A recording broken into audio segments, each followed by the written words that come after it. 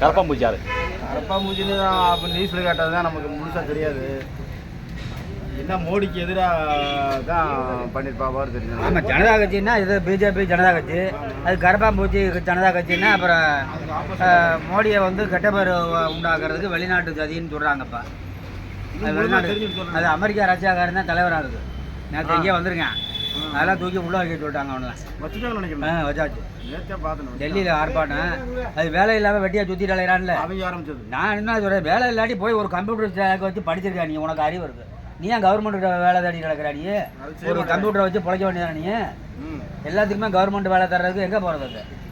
நீ ஒரு வருஷத்துக்கு இப்போ கரப்பாம்பூச்சி உட்கார வச்சு நீ எல்லாத்துக்கும் வேலை கொடுத்துருவான். அவன் கெட்ட பேரை உண்டாக்குறதுக்கு ஆரம்பிச்சிருக்காங்க. அது அரசாங்கம் கூடாது, கோர்ட்டு நடவடிக்கை எடுக்க சொல்லிட்டான்னு பார்க்குறேன்.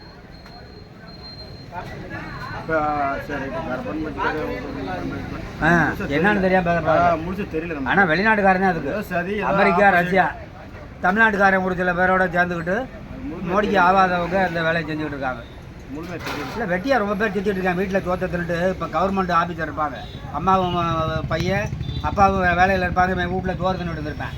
இதே மாதிரி நிறையா கரப்பாம்பூச்சி சேர்ந்துருச்சு, எல்லாம் கரப்பாம்பூச்சி ஆகி போச்சு. வீட்டில் ஆயப்பை தோற்றத்துட்டு வெட்டியாக இருந்தால் ஒன்றும் வேலை இல்லை, அப்புறம் கரப்பாம்பூச்சி தான். அதை என்ன ஒன்று சொன்ன பேச்சுக்க காட்டி இந்த இதில் அலையன் எங்கே பூச்சி மருந்து அடிச்சு விட்டு இல்லைங்க. அது வீட்டில் பாரு சோறு திங்கிற இடத்துல அலையன். ஒரு சாக் பீஸை வாங்கி வச்சோம்னா அதை ஓடிடும்.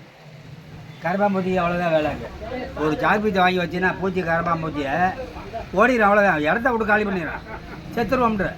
அது மாதிரி ஒரு சாக் பீஸ் தான் வேலை கரப்பாம்பூச்சிக்கு. ரொம்ப வேலையெல்லாம் இல்லை அது. விளக்கம் இருக்குதுங்க, நம்ம எல்லாத்துக்கும் விளக்கம் இருக்குது. இல்லைங்க, நான் என்ன சொல்கிறேன், ஒரு நல்லதை செய்ய. நீ வந்து வெளிநாட்டில் இருந்துக்கிட்டு வந்து இங்கே வேலைஞ்சின்னா ஒரு படித்தவனை வச்சு, ஐயா ஒரு டிகிரி படிச்சிருக்கேன், ஒரு இதில் இருக்கேன், ரிட்டையர்ட் ஆனவன், ஒரு ஐஏஎஸ் ஐபிஎஸ், அவனை வச்சு ஆரம்பி.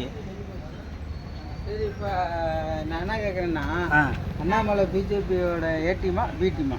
அது நம்ம அவர்கிட்ட தான் போய் கேட்கணும். இப்போ சேர்றதுக்குள்ளே ஏடி பிடிம்னு சொல்ல முடியாது. அவர் உள்ள வாபத்தெல்லாம் வாங்கிட்டாங்களே, அப்படியே போய் பிடி. ஏங்க, அவர் கொடுத்த எல்லாத்தையுமே அவர் ரிட்டர்ன் வேணான்ட்டாங்க. விஜய் பிரிவும் வேணான்ட்டாரு. ஆமாம். அப்புறம் ஏடிஎம்கே டிஎம்கே மாதிரி தான் பிஜேபியும் பார்க்குறேன்னு சொல்லிட்டாரு. இதுக்கு என்ன உங்கள் கருத்து? ஏடிஎம்பி பிஜேபி அவர் யார் பார்க்கறது? அண்ணாமலையா? கேட்டால் நிற்கிறது யாரு? அண்ணாமலை சொன்னது இல்லை, பார்க்கலாங்க, சொல்லியிருக்காருங்க, ஜனங்களை முயற்சி பண்ணி பாருங்க. அண்ணாமலை சொன்னது, நான் ஏடிஎம்கேவையும் டிஎம்கேவையும் மாதிரி தான் பிஜேபியும் பார்க்குறேன் அப்படின்னு. அவர் கரெக்டாக தானே பேசியிருக்காரு. அப்போ வந்து 50 ஆண்டு கால ஏடிமா அது எப்படி சொல்ல முடியாது. 50 ஆண்டு கால கரப்பாம்பூச்சி ரெண்டு பேரும் சொல்ல தெரியுதா? அண்ணா திமுக திமுகவும் அதாவது இவ்வளோ நாள் அண்ணாமலை வந்து பிஜேபியில் தான் இருந்தாரு. இப்போ பிஜேபியை வந்து நான் ஏடிஎம்கே டிஎம்கே பார்த்துட்டேன் அப்படிங்கிறாரு. இல்லைப்பா, அண்ணா திமுகவில் சேர்ந்து இல்லை, அதாவது திமுகவோட கரப்பாம்பூச்சி இந்த பூச்சியை வச்சு அழிக்கலான்னு பார்த்தாங்க. அது இந்த பூச்சியும் செத்து போச்சு, அந்த பூச்சியும் செத்து, இந்த பூச்சியும் செத்து போச்சு. ஆமாம், அண்ணா திமுக பூச்சியும் செத்து போச்சு, திமுக கரப்பாம்பூச்சியும் செத்து போச்சு. இல்ல, அது கரப்பா, அது 20 ஆண்டு கால சரித்திரம், அது அழிக்க முடியாதுங்க. இல்லைங்க, அவரு மாநிலத்தில் ஆண்டுகிட்டு இருக்காங்கல்ல, அவரு எப்படி சொல்ல முடியும்? இல்ல, அது அவர் சொந்த முடிவு, அதை ஜனங்க சொல்லணும்ல. தமிழ்நாட்டில் மோடியை பற்றி புரிஞ்சுக்காதவங்க சொல்கிறாங்க, அதை நம்ம எடுத்துக்க முடியாது. அண்ணாமலை சொன்னாலும் எடுத்துக்க முடியாது. இல்லைங்க, அவர் ஒரு ஆள் தாங்க, அதை நாங்கள் எல்லாருமே எடுத்துக்க முடியாதுல்ல. அப்போ அண்ணாமலை கெட்டவர் நல்லவரா? அது ஜனங்க பார்த்து முடிவு பண்ணுறது, நல்லவர் கெட்டவருங்க ஓட்டு போட. கட்சி ஆரம்பிச்சா எப்படி ஜெயிப்பாரா ஜெயிக்க மாட்டாரா? ஜனங்க கையில் தான் இருக்கு. 5 வருஷம் இருக்குல்ல, அடுத்த எலெக்ஷனில் மோதுவார். ஜனங்க எப்படி ஓட்டு போடுறாங்க, ஜனங்க எப்படி ஓட்டு போடுறாங்க, எவ்வளோ ஆதரவு கொடுக்குறாங்கன்னு சொல்ல முடியும். நம்ம எடுத்த உடனே ஐபிஎஸ்ஸாக இருக்காரு, அவர் பிஜேபியில் இருந்தார், கட்சியை விட்டு நீக்கிட்டாங்க. அவரு போயிட்டாரு, இல்லப்பா, அவர் கட்சியில இருந்து எடுத்துட்டாங்க, மறுபடியும் ப்ரமோஷன் கொடுக்கல. அது யாரு சொல்லி அவங்களுக்கு கொடுக்கலன்னு தெரியல.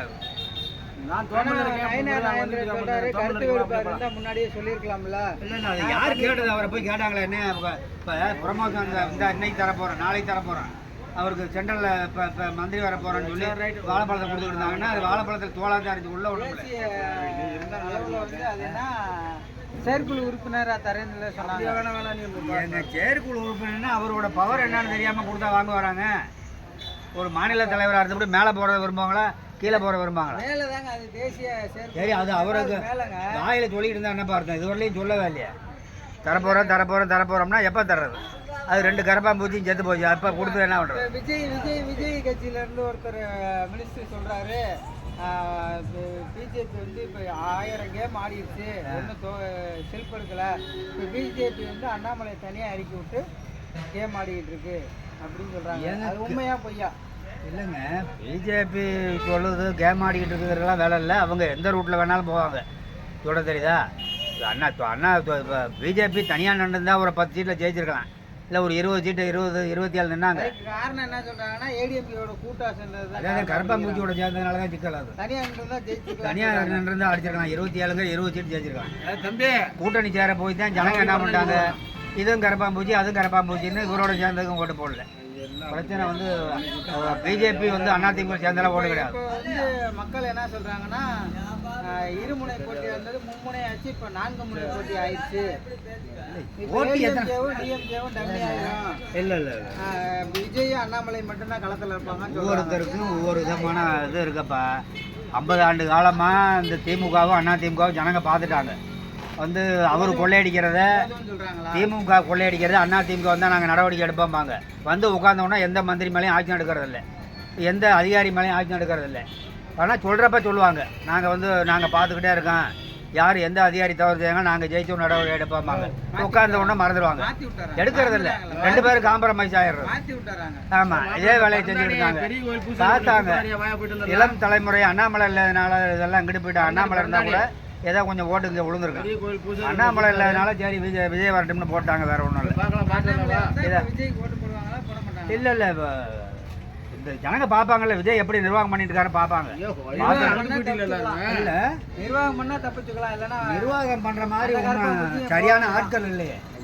நிர்வாகம் பண்ணுற மாதிரி பவுடர் அடித்து இதான் நடந்துகிட்டு இருக்க மாதிரி இதுவரையும் தெரியுது. என்ன அப்படிதான் சொல்கிறீங்க? 4 நாளில் ஆமாம். இல்லை போய் பார்க்கணும். திருச்செந்தூர் போய் அமைச்சர்கிட்ட காசு வாங்கிட்டாங்கன்னு சொல்லி 10 பேர்த்த தூக்கிட்டாரு. வேலை ஊக்குறாங்கப்பா. அதிரடி நடவடிக்கைலாம் எடுத்து பத்திர ஆஃபீஸில் கூட எடுத்துருக்காங்க. அதிகாரி திருந்த மாட்டேங்கிறாங்களாப்பா. புது முதலமைச்சரை மதிக்க மாட்டேங்கிறாங்களே. அதிகாரி வந்து சரி வந்திருக்காரு முதலமைச்சர், நம்ம ஒழுங்காக நின்ன வரலையும் இப்போ மரத்துக்கடியில் தான் உட்காந்துருக்காங்க எல்லாரும். வருவாய்த்துறை கட்சிக்காரங்க என்ன சொல்கிறாங்க, முதலமைச்சர் வந்து பேட்டி கொடுக்க மாட்டேங்கிறாங்க. அதையே முதலமைச்சர் பேட்டி கொடுத்து அவசியமா அப்படின்னு கேட்குறாங்க. தெரியாத பேட்டி கொடுப்பாரு. வந்து பத்திரிகையாளரை சந்திக்கிறது அவசியமானு கேட்குறாங்க. அவசியமா இல்லையா? இல்லை மந்திரி நடவடிக்கை எடுக்க சொல்லி அதுக்கு போட்டிருக்காங்க. அவர் விருப்பப்பட்டால் தானே பேசுவார். அதை போய் கட்சிக்காரங்களுக்காக நம்ம பேச முடியாது.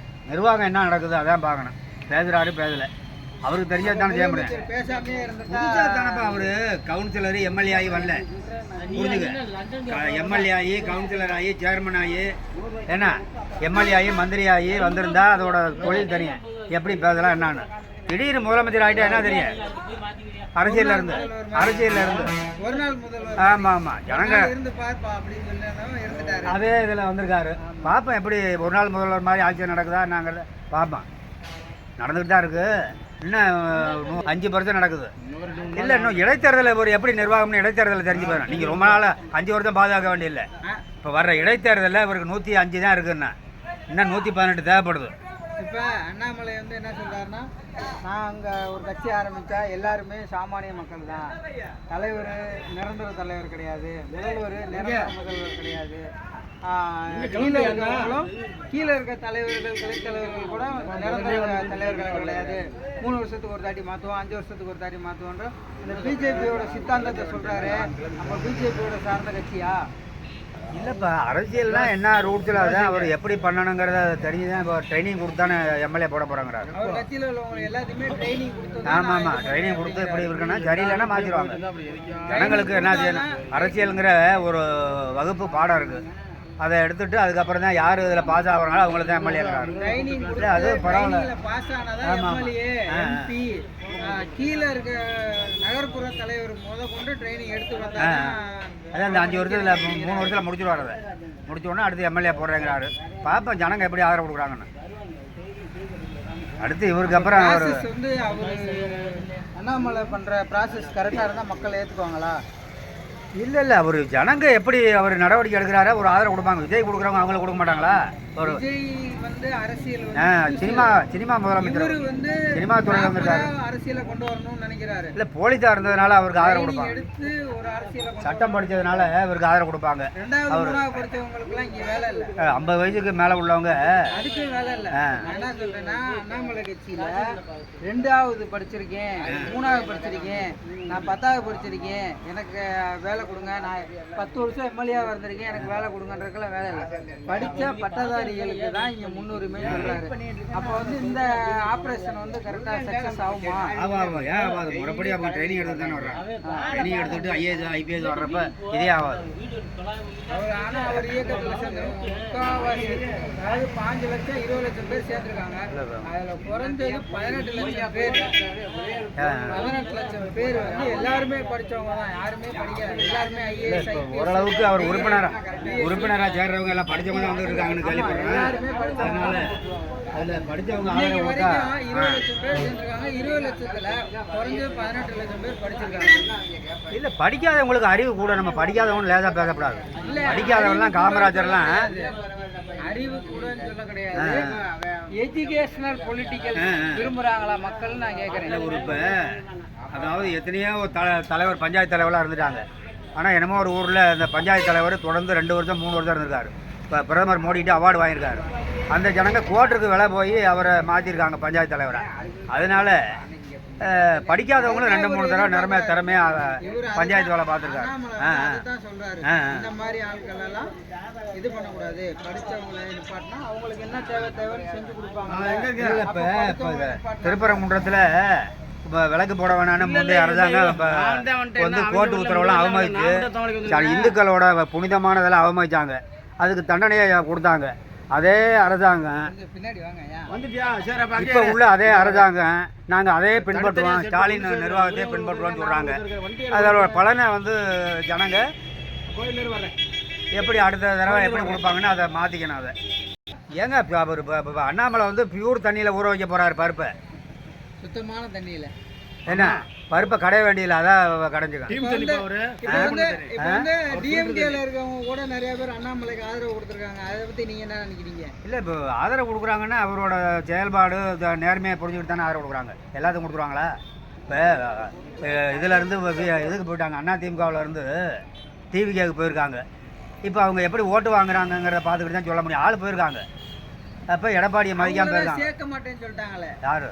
தாவேக்கால இல்லைப்பா சேர்க்க மாட்டேன், சேர்ந்தாச்சு. 5 பேர் சேர்ந்து கட்சியில் சேர்ந்துட்டு அடுத்து அவர் தான் முதலமைச்சர். அவர் தான் 2031 அவர் தான். அண்ணாமலை ஜெயிப்பாரா? சிம்மலாஜி ஜொலிப்பாரா? அண்ணாமலை ஜெயிப்பாரா ஜொலிப்பாரா? இல்லைங்க, மாதிரி நடைப்பயணம் வரணுங்க. ஆரம்பிச்சோன்னா முதல் வேலை நடைப்பயணம் பண்ணி சொல்லல அவர் கட்சி மக்கள்கிட்ட வந்து மாதிரி ஜொலிப்பாரா அண்ணாமலை ஜெயிப்பாரா? இல்லைங்க, அந்த இடைத்தேர்தலை சொல்லலாங்க. அதாவது கேள்வி வந்து அண்ணாமலை ஜொலிப்பாரா ஜெயிப்பாரா? இல்ல அதாவது எப்படி ஜொலிப்பாரா எப்படி சொல்ல முடியும்? மக்கள்கிட்ட வந்து திருப்பி நடைபெற வரணும். அவர் ஜெயிப்பாரா இல்ல வந்து வாய்ப்பு இருக்கு ஜெயிக்கலாம். யாரு ஜெயிப்பாரு? எதிர்கட்சிக்கு வரலாம், ஜெயிக்கலாம். ஜொலிப்பாரா ஜெயிப்பாரா? அதாங்க ஜெயிக்கலாங்க, செயல்பாடுகளை பொறுத்து தான் சொல்ல முடியும். அப்ப அண்ணாமலை தான் சொல்றேன். திருப்பி நடைபயணம் வந்தா திருப்பி ஜெயிக்கலாம்.